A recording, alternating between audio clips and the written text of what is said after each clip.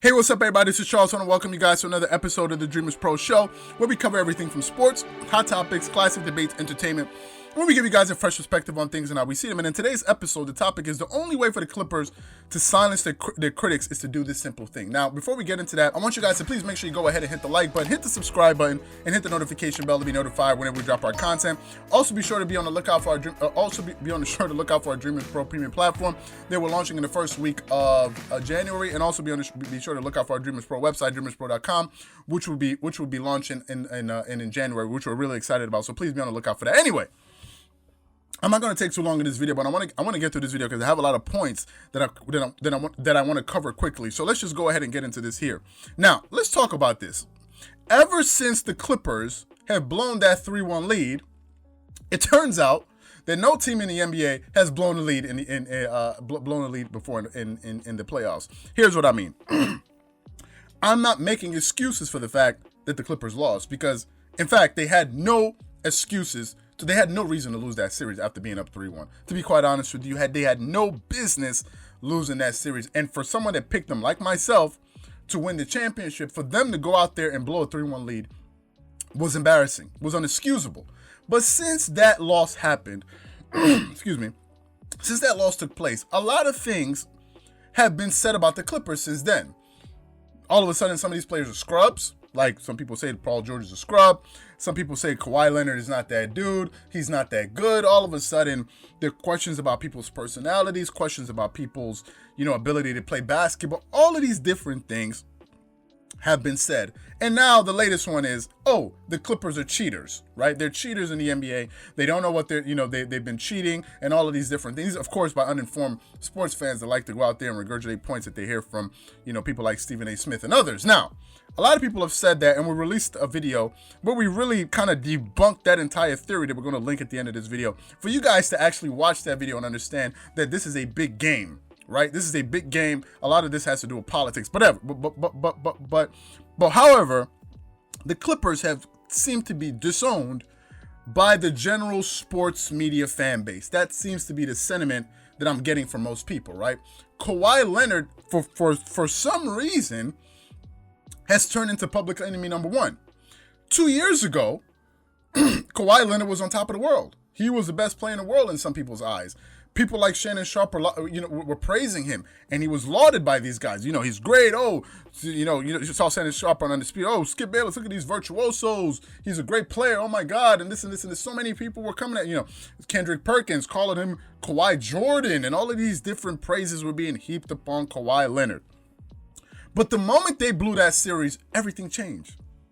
Everything changed. All of a sudden, he went from being ranked the number 2 player in the world to the number 5 player in the world. All of a sudden, the guy's not that good. All of a sudden, he can't lead. All of a sudden, he became a scrub. All of these different things have been said about Kawhi Leonard. He seems to be public enemy number one. And given the fact that the guy does not talk, he's not on social media, he doesn't make comments really.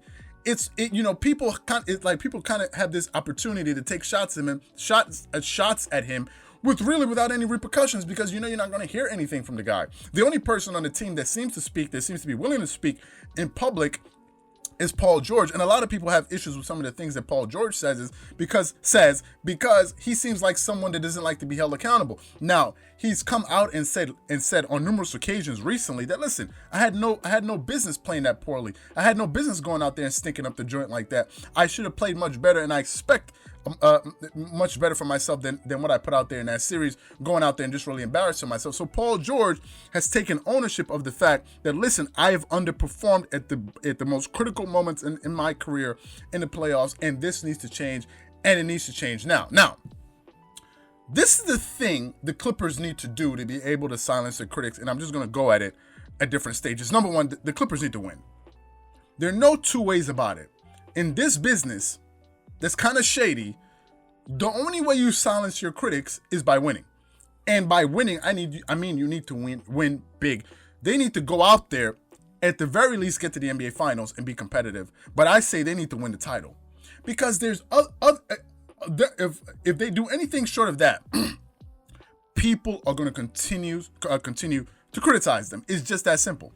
They're going to continue to criticize them. For Kawhi Leonard needs to have a bounce back season like he did 2 years ago, because remember, Before he went to go play with the Toronto Raptors, people were saying the exact same things. Oh, he can't be trusted. He doesn't want to play basketball. He's faking his injury.